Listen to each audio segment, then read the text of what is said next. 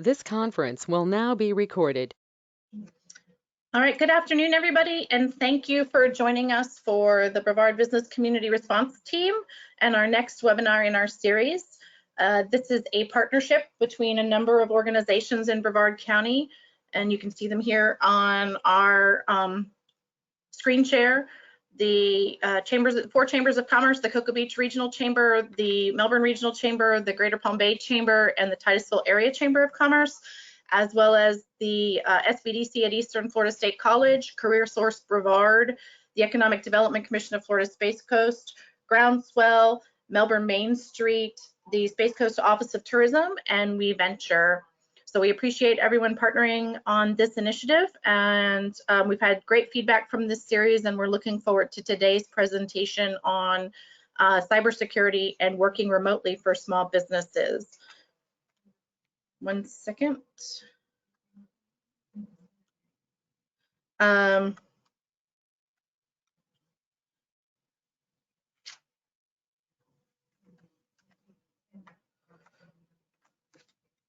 Just real fast, the session is being recorded and we'll make links available to everyone who's attended today, but it'll also be made to the partner agencies where they're uploading those to their websites and providing information. We will mute everyone on the call so that our audio is as clear as possible. I'll be turning over presentation controls to our presenters today.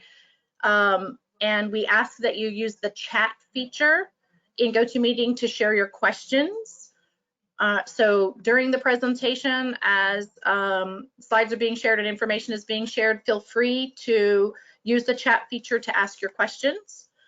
We've set the meeting up, the timeline for an hour and a half, just to make sure that we get everything in, and you will get an email with content as a follow-up to this message or to this presentation.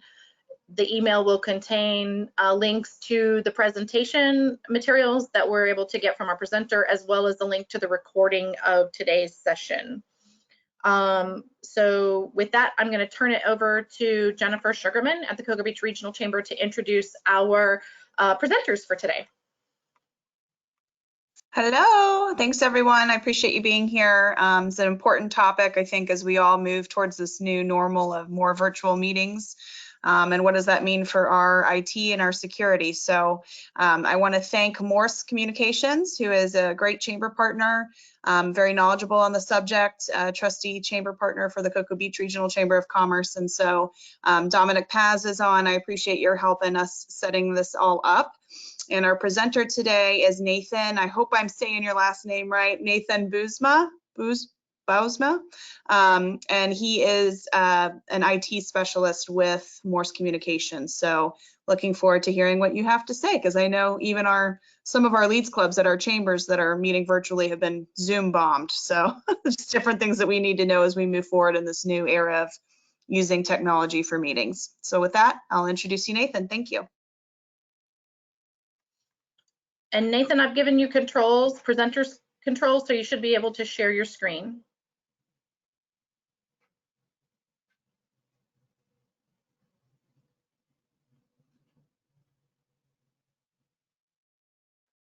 Hey guys, I'm back. I wanted to go ahead and give access to my camera, so I had to stop the meeting for a moment. Everybody hear me okay? Wait a second. So am I switching? Let's see. Do you have presentation? Not yet. Okay, hang on. I'm switching it now because I did the first one. Okay, so let's try that one. You have it now? Yep, should be all set. Beautiful.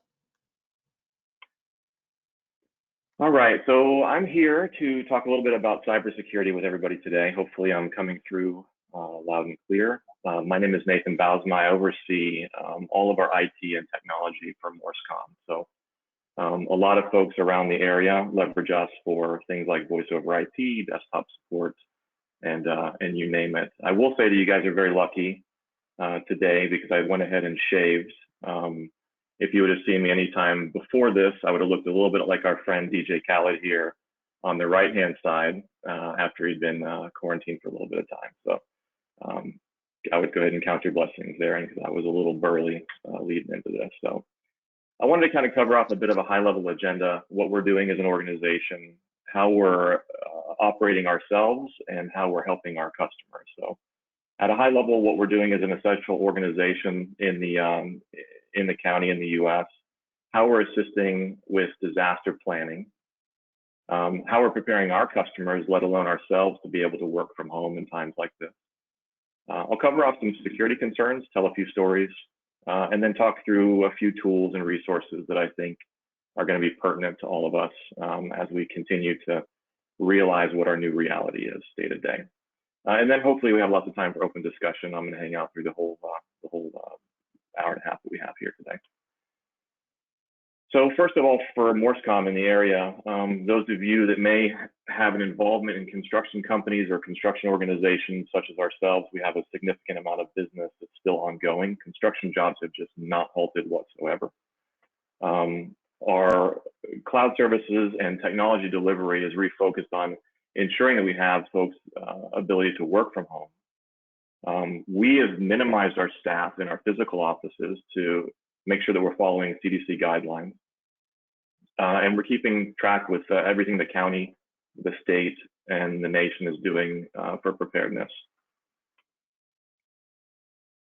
All right, so when we start talking about disaster planning, or more importantly, business continuity, we start asking questions to our customers or potential customers about what they would do if their offices were cut off completely, right? What happens if you can't get into your office? What will you be able to do from a production standpoint, from an operational standpoint? We focus very heavily on understanding our customers' line of business applications. So those are your applications that you use day in and day out. So it could be everything from your business ledger, right? Say QuickBooks or ERP platforms, to things like Office 365 or local file servers. What do you need from the physical office to kind of get yourself working from home? And then I think we look at things a little bit differently than some organizations, where we don't necessarily focus so much on the customer's perspective looking outward. We'd like to look at what their customers or their potential customers observe from them, right? Outside in is the approach that we take, right? What do you look like, and how do you deliver to your customers to ensure that there's no line of differentiation if you're working from home or if you're at the office. Once we get our folks home, what's next, right? A lot of organizations need to ensure that they're meeting deadlines, they're meeting service level agreements. And how do you maintain and monitor that day in and day out when folks are working dispersed at their home offices? And then how do we collaborate, right? It's easy in an office where you have a group of folks, you can hop in the conference room, you can grab an enclave, separate yourself and have conversations and really plan. But with technology today, like we're leveraging here, GoToMeeting, Zoom, Microsoft Teams, WebEx, and the like, give us really great tools to be able to collaborate anywhere in the world, as long as you have a fairly clean internet connection. And then what do we do with making sure that organizations secure their intellectual property, right? This one is paramount. And I think a long time ago, someone told me a story and it stuck, and that was the chief security officer or the CEO of an organization sitting out in their parking lot and watching all of their workers disperse at, say, 5 o'clock in the afternoon, carrying around assets the company owns that contain files and documents and things of that sort. What happens when those platforms or assets get out into the market space? What if somebody were to lose it, or what was to get stolen? The same thing kind of follows suit when you start thinking about working from home. Number one, from an IT standpoint, it's difficult to plan for things that you can't really put a risk analysis on. So home computers, cleanliness, right? Is there risk there related to malware or viruses, things like that? How you reach in to the organization, say with a VPN or with remote desktop architectures, things like that. So a little bit of story time related to security and cybersecurity. This is a story about one of our customers that just so happens to be a risk advisor, meaning they come in and they work with organizations to outline what their risks are from both an operational standpoint as well as a technology standpoint. One of their customers had a bit of an issue, and this was ultimately brought to my team. Their customer had an issue where all of a sudden they called up and said, hey, risk advising company, I seem to have done something I shouldn't have. And the company was like, well, what happened?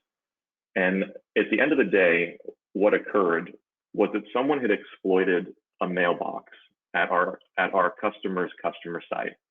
And they sat on that mailbox and they watched email flow back and forth.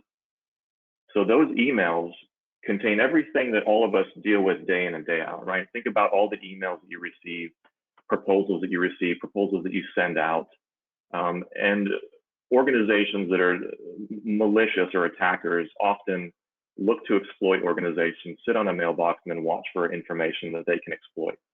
And in this case, it happened to be looking at an insurance cast that our customer was attempting to do with their potential customer.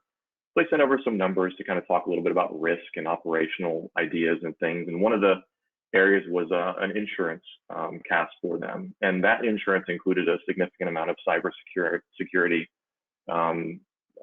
peril protection, so that they could, rest easy that if something were to occur maliciously, they would be all set. So lo and behold, to our customer and their customer, someone was sitting on the mailbox and they saw an idea of what an annual spend would be for an insurance cast, right? And they very quickly jumped off of the email box. They stood up a brand new server that looked very similar to our customer's email address. They just switched two of the letters backwards, so if at a glance, it would look like it came directly from our customer.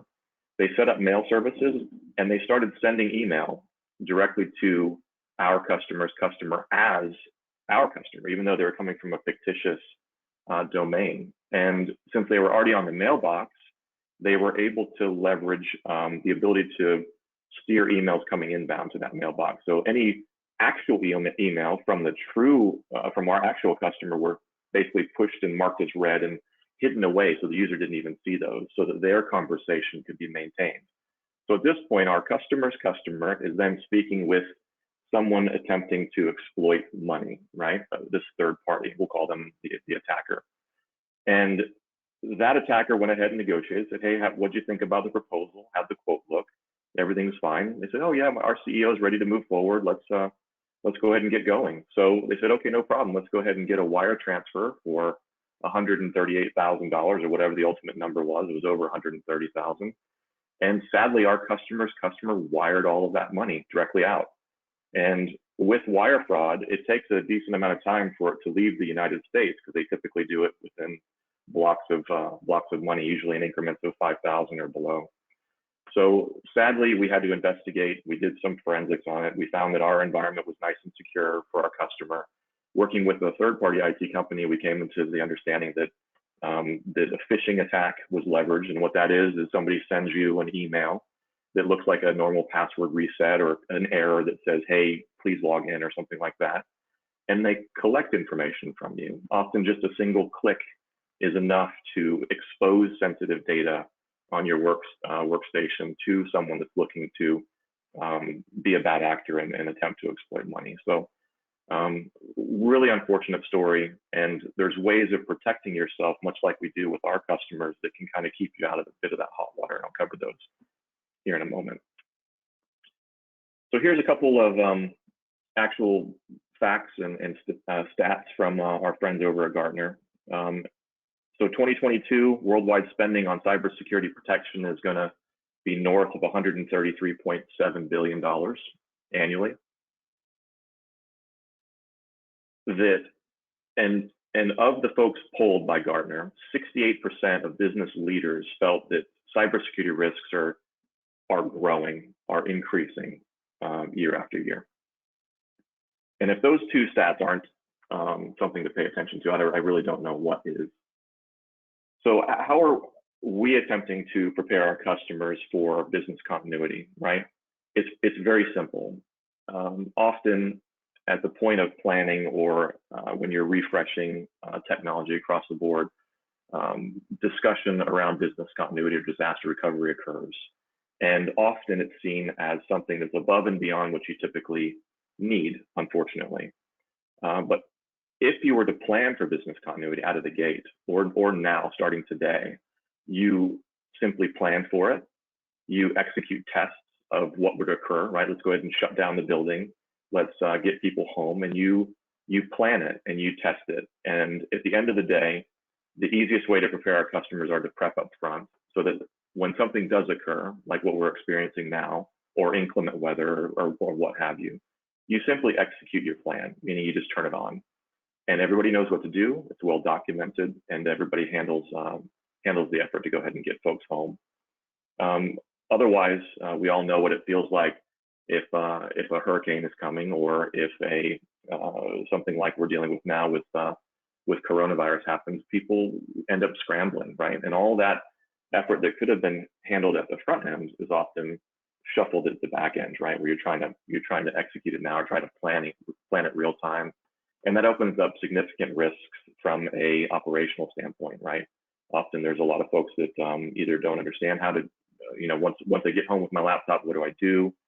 Technology calls go way up from a support standpoint, and it's just not a good picture. So if you don't have a disaster plan or a business continuity plan today, that number one, you've tested and you know works, and two, that you're very comfortable with, you should get one planned out.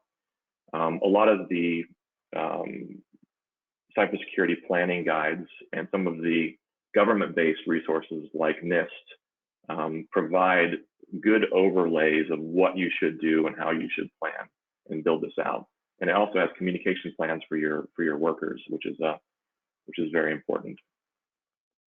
So security concerns, right?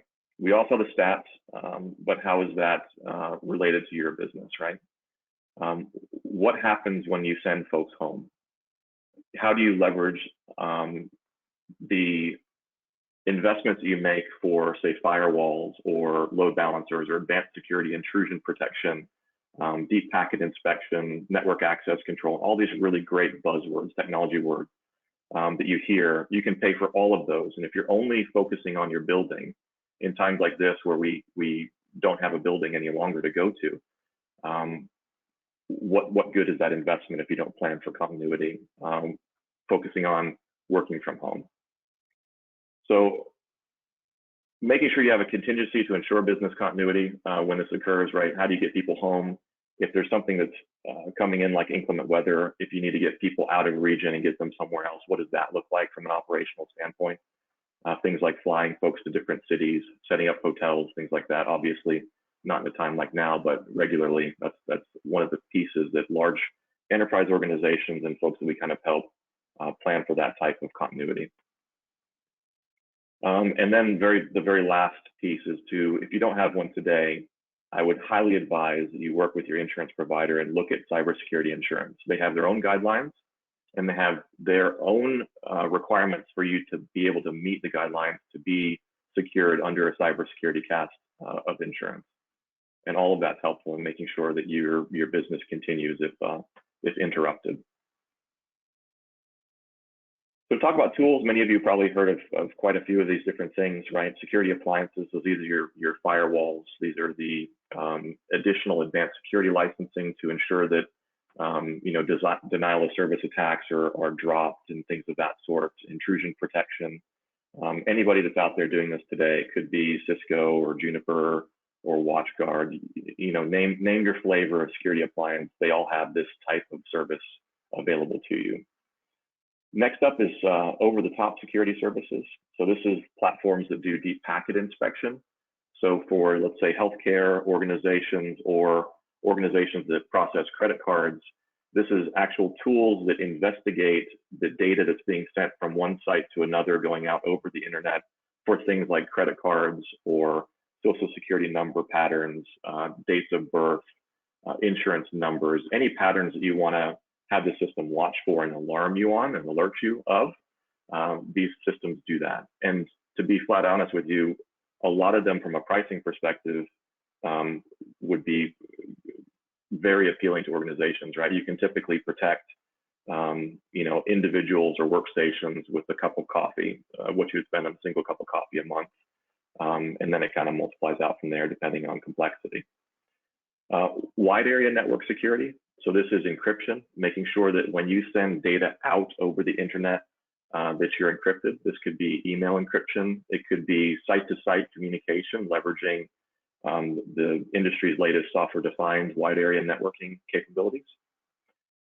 Shifting down to the local area network. So this is your network inside of your office. Network access control. I often ask a question, if I were to walk in off of the street and sit down and in your office and plug my laptop into any data jack in the wall, what am I going to be able to see or access? And alarmingly, most of the cases is that you'll be able to see everything. You'll see our file servers, you'll see our applications, you'll be able to access our mail if we have an on-site mail server. And a network access control platform is a very interesting one. And what it does is it leverages profiles so that all local workstations or company-owned assets are known. And going in a little bit deeper to that, it can also inspect those company assets to ensure that you don't have software that is out of date. So a good example, and one that I use all the time that's probably a bit dated and maybe dating me, is Flash. So often Flash was exploited significantly, and you had to keep it up to date. It seemed like updates were landing just about every single week, if not more frequently. So it makes sure that the software on the physical asset is up to date to ensure that you are allowed to get on the network before you're even able to get on. And then ongoing monitoring. So those are two really, I think, exciting ones from a technology standpoint that you can use to protect yourself from exploits like inappropriately or accidentally sending sensitive information, be it patient information or payment card information out inadvertently, and leaking those types of intellectual property and/or personal property of your customers. More so than any of the other things that I mentioned are going to be application security. We all leverage some level of applications as a service today, and we probably, have a list of logins or have a login keeper that keeps our usernames and passwords, and those are all great. I would recommend that you take a look at everything you log in and day out and see if there's a way to leverage multi-factor or two-factor authentication. And what that means is, just like most of our banks, when you first log in, you put your username, your password, combination email address, or possibly even a PIN, and then it presents you and says, hey, where do you want us to send this special code to? Do you want to send it to your cell phone or another maybe family member's or office mate's cell phone? And it sends you a code. And unless you're physically holding that cellular phone or smartphone, you won't be able to proceed within the application. These can be put in place on everything from Office 365 to ERPs, file services, you name it. And if you're not leveraging multi-factor authentication and overall encryption, you absolutely should. Desktop security. This is a very important one. We all know that virus definitions go out of date so that they don't catch the latest and greatest ones. And here's the really unfortunate fact is that the folks that are writing this malware and these viruses are several steps ahead of those of us that are attempting to protect both you or write software to protect you, which is an unfortunate world, but it's the world that we've lived in since we've been, ensuring that antivirus and anti-malware software is included on workstations and servers across the board. Most managed service providers place this on top of organizations they're servicing. So for instance, our organization, if we were to do desktop support and IT outsourcing for you, we would deploy all of our tools across your entire enterprise to make sure that workstations and servers and whatnot have the appropriate virus definition, malware protection. And then the next bullet, which is backup. I could tell another story about ransomware. I think we've probably all heard that term. And if you haven't, what ransomware is all of a sudden, same scenario, an attacker gets access to your organization, gains access to your file servers, and simply encrypts everything. And once those things are encrypted, it could be, important documents that you leverage or that you send out. It could be point of sale information. It could be database files. It could, you name it. If it's a file somewhere that's visible, they encrypt it. And once that's done, they simply send you a quick little note that says, hey, I've encrypted all of your stuff. Why don't you pay me in this type of cryptocurrency in the tune of, hundreds to thousands, tens of thousands, into the millions of dollars. We've all heard the stories about municipalities getting crypto locked. And at the end of the day, it really comes down to one very simple thing. They don't have a robust, secure backup. So if there was backup available, you very simply restore that backup and gain access to your files again before they were encrypted. So besides protecting yourself from a wide area perspective, local area perspective, securing all your desktops with antivirus, anti-malware, you have to back up everything as well, and back them up locally and offsite if you have the means. Next up is remote access. We're talking about work from home quite a bit, and there's lots of different solutions out there. I'm going to talk about, probably from my perspective, the least secure one, because you actually expose downstream systems. So it's not uncommon for an organization to come to me and say, I want people to work from home, so I'm just going to install my VPN software on their home computer. And my answer to that is, what do you know about that home computer? You know, is it clean and free of viruses? Is it free of malware? You just don't know anything about it. So often, unless it's a company-owned asset that you maintain and monitor, VPNs, from my perspective, are kind of out of the question if they're looking to put that on a home-based workstation that's not company-owned. Remote desktop services is another one.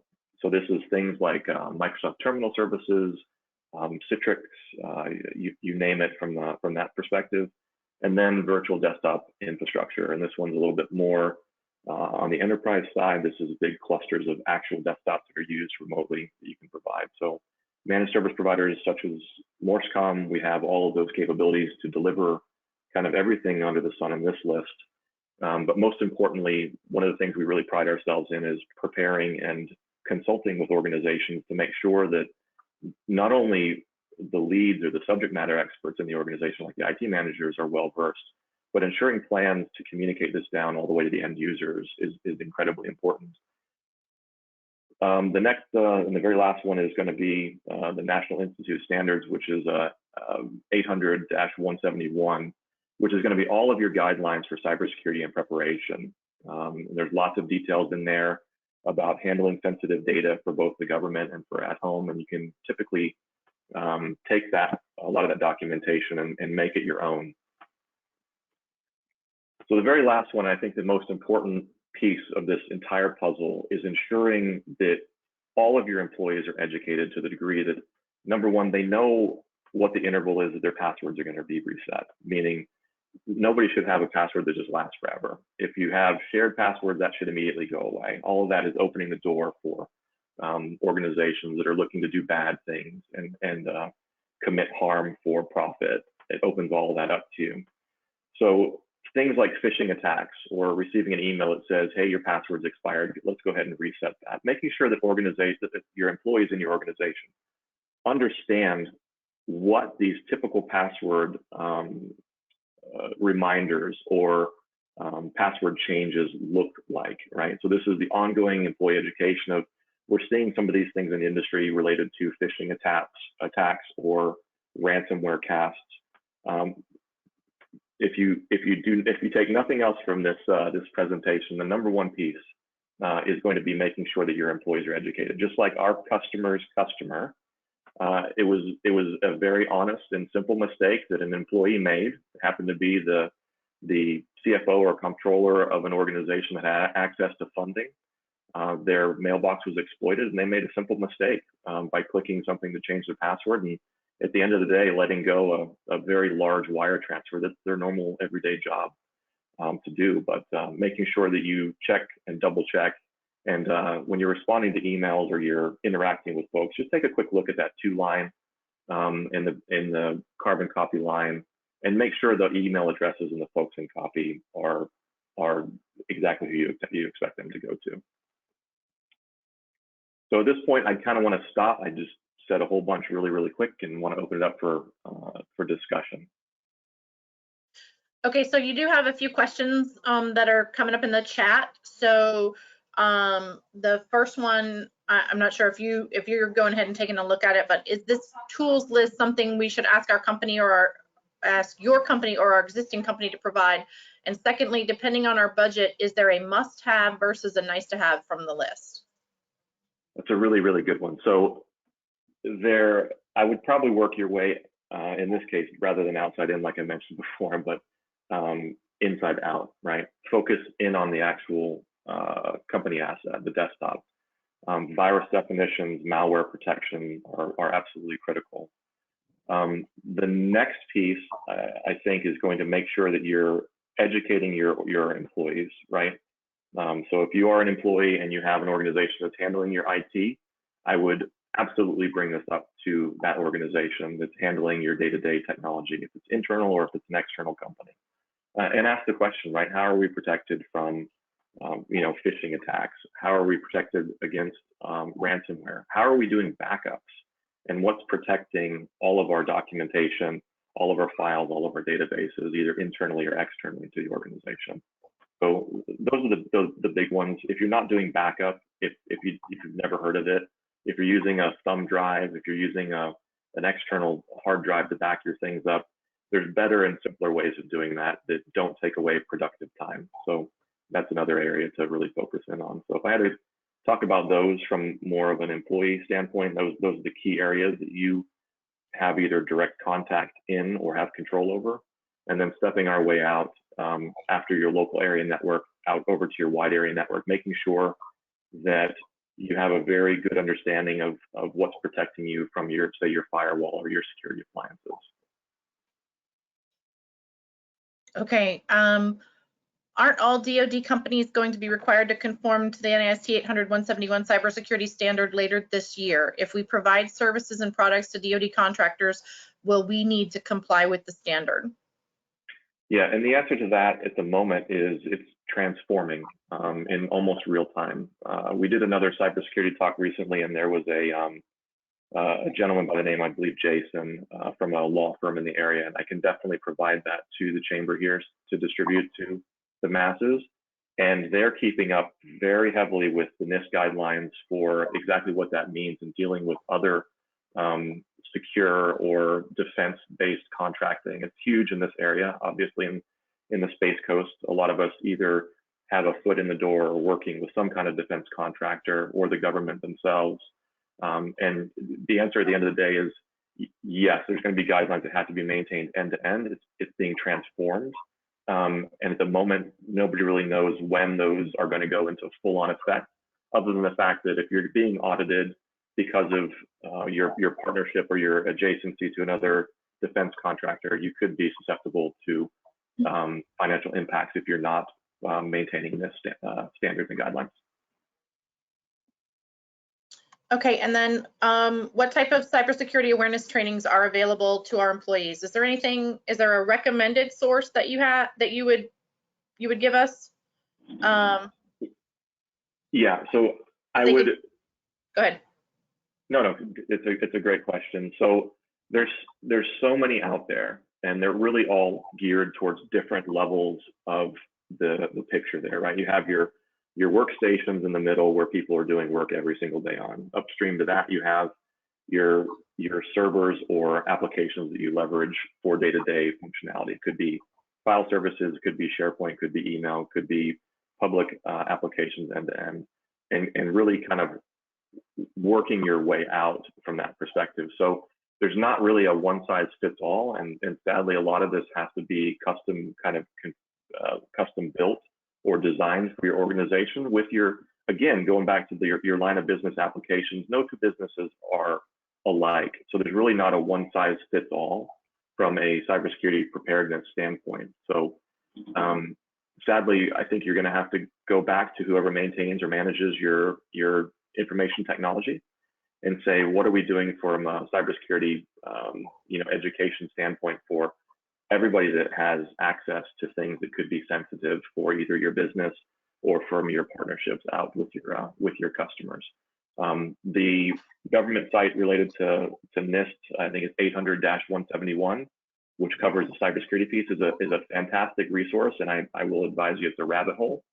So you can dig in there and really kind of see what some of the guidelines are. They have lots of supplemental details and data. And if you're leveraging a third-party technology company like a managed service provider, this is kind of day in the life, right?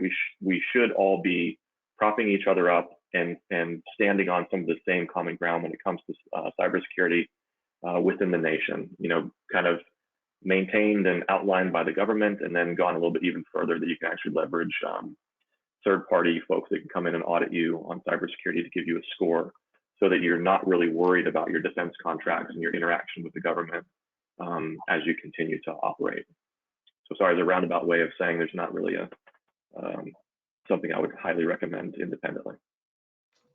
Okay. Nathan, obviously the chambers and the business groups have banded together to put on things like this and have go-to meetings and Zooms, and we're moving a lot of our events that would have been done in person online.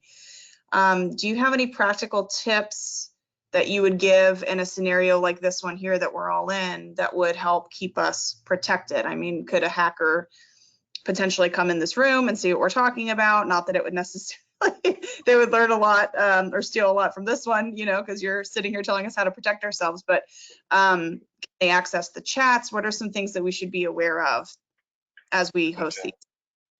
So I think the one thing to keep in mind is that the folks that are doing harm and maliciously operating in the world are a step ahead of us. So I think we just have to be prepared with how we share things that could be sensitive, right? If this is something that, if you wouldn't want somebody seeing it, right, that's third party, or handing a document that's got pertinent information over there, then you need to maintain, security and how sensitive that particular piece of your business would be. So, yeah, it's a difficult question to kind of move forward to. I mean, everybody's hearing all of the horror stories about people popping into Zoom meetings and stealing information and all this other jazz, right? The fact of the matter is, if you don't put yourself through the pain of advanced security and securing things and making it a little bit difficult to gain access to this environment, meaning, every time you want to go in and take a look at your bank statement, you have to provide a two-factor authentication, right, with your bank. You go to log in, and then it's like, I got to send you this code, and you're like, I got to wait for my cell phone to chime, and then I got to read it off, put it in there. At the end of the day, that little tiny bit of discomfort is minuscule compared to the havoc that not doing so will impact your business or your employees, either personally or from an enterprise standpoint. So basically, whoever's hosting it should make sure that all of their malwares and cybersecurity on their computer is up to date, and that will minimize. Definitely, and I would push back on that. And the Zoom piece, they really quickly patched the problems they had. The sad thing about installing software on people's computers and not using it through a web browser is it's the client that's on your workstation. If there's not something in their software that says this is an older version, I'm not going to let you in, and that software was exploited, there's concerns around security there. And I think Zoom really felt that over the last couple of months. And then others are the same way. I mean, Microsoft Teams and Citrix and even websites, right? Like Home Depot and Target. Everybody's run into some kind of cybersecurity piece where it's very strange ways people are gaining access. The Home Depot exploit, those of you that aren't aware of that, when Home Depot had all this customer information that went out, if I'm not mistaken, the attacker leveraged a HVAC control platform, right? So their air conditioning and heating and ventilation platform was leveraged because a third party that implemented it left a security hole in it. They gained access to that, and then they got into their point of sales and their databases. So again, it's really looking at everything that you leverage. The line of business applications, I couldn't be more laser focused on what you use day in and day out, and how each and every single one of those tools or procedures opens up risk for you personally or for your organization day in and day out. So you got to look at it holistically. And again, there's really not a one size fits all. Obviously, we have a lot of smaller businesses in our chambers as well, and a lot of them are hurting right now and trying to grab at straws, really, to try and shift everything online if it's possible to even do that. Some of them are setting up merchant stores, online or pop-up stores. Could you give us some maybe pitfalls to avoid, as a lot of them make that transition? Yeah, so for maybe top 3 tips or something. Definitely. So choosing your your technology partnership, right? If you're opening a web store, right, like Shopify or something of the sort, making sure that you really kind of look at how you're going to be providing whatever widgets you're selling, you know, be it services and support and leveraging third parties to be able to do that. Make sure that you're looking into the advanced security options. Often organizations provide that platform, like say Shopify or you know, Zoom or the like. They want you to get in and use the tool quickly. So they don't want to hit you with all the security measures right up front, because your initial engagement and what you feel within that application is paramount to you actually choosing it to go forward with. So it's always usually after the fact of starting to leverage a tool and getting the feel of how it's going to work and function, that you then start focusing in on how you tighten up the security. And I would advise that one of the first things you do, besides number one, is it going to do what you need it to do from a business standpoint, is to look at some of the advanced security capabilities in there, right? Does it leverage advanced encryption? Does it have multi-factor authentication? And immediately set those things on. Every piece of that makes it more difficult for someone to exploit you. Okay, very good. I had another one and now it's escaping me, of course, but I'll think of it. Does anyone else? I know you keep talking about how there's no one-size-fits-all approach, and that's definitely understood. If there was a more generic, I know nothing about cybersecurity, send one employee to learn the basics, just so you have someone on staff that's knowledgeable. Is there anything out there that you would recommend, like an intro class? Is there something online even that they can go and train on? Yeah, so there's, I think after this, I'll go ahead and send a few links through, right? There's lots of courses online. Udemy has quite a few courses for cybersecurity and things like that that are fairly short, and they're not going to take you 50 hours to complete with the likes. But I'll send a few of those links out and try to go from there. I think some of the biggest pieces, right, that there's no size that fits all. Making sure that all of your endpoints are secured, right? So these are your desktops, your PCs, your smartphones, your servers from an antivirus and malware perspective. Making sure that all your sensitive data is backed up both locally, and if you can acquire it, look to back it up remotely as well, so that you have a good repository of that. And then make sure that you're anything that's maintaining firewalling or advanced security from an appliance standpoint is up to date, and that you have all of your warranty or your annual maintenance, if you will, on that. That's what gives you all the additional capabilities for intrusion protection and things like that, to make sure that those are on the up and up. Very good. Awesome. So yeah, so part of the follow-up, just real quickly, is that if you have those assets and that follow-up material, we build a Dropbox for each presentation, and then any supporting documentation, any, you know, your presentation, if you will share that, we put all of that in there and then send out, we share that access along with a recording of the video. So any tools that you think would be helpful, or guides that you think would be helpful, I know that they would appreciate to receive those. Absolutely. Yeah, I'll include the actual law office that was handling one of the recent webinars with us. I'll make sure that their contact details are there should a business be interested to understand a little bit more about defense contracting and the actual law surrounding cybersecurity and protection. A few courses I'll send through as well, so I'll send all those back out to you guys. Okay, great. Anybody else? Will open up the floor now. Is there anybody who would like to unmute themselves and ask a question? We're pushing our hour plan, but I want to make time that if anybody has a question, go ahead and feel that hasn't already been answered.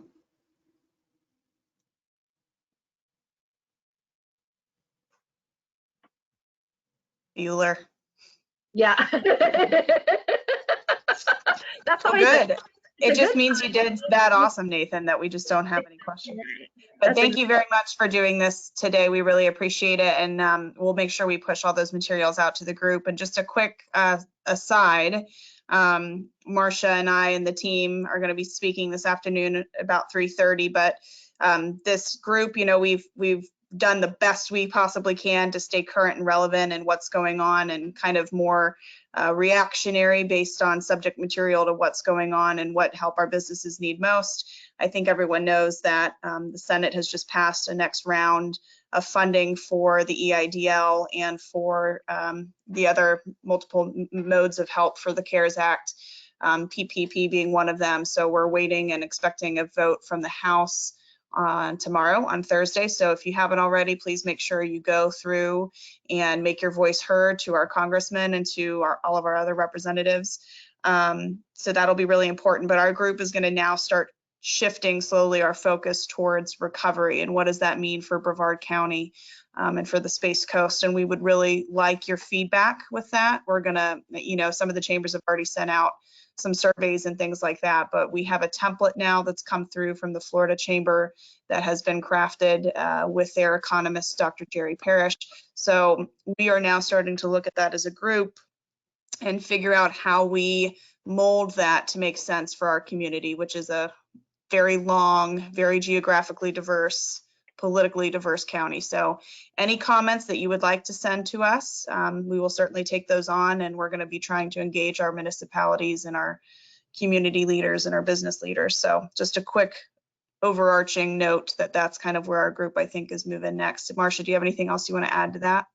I would just say that if you have specific topic ideas for these webinars as well, I'll throw that out there. Even though, we are shifting some of our focus towards recovery initiatives, if there is an area that you feel hasn't been covered and that you think would be relevant, we're working on some other stuff, but we always want feedback and suggestions. And if we can pull somebody in to cover materials and subject matter areas that we think is most important to our folks, then we definitely want to know that and are willing to do the legwork to make that happen. So don't be afraid to contact one of the chambers or any one of the partners involved in this partnership here and let us know what would be most helpful for you that you think would pertain to a lot of folks. So, and I think that's all I got.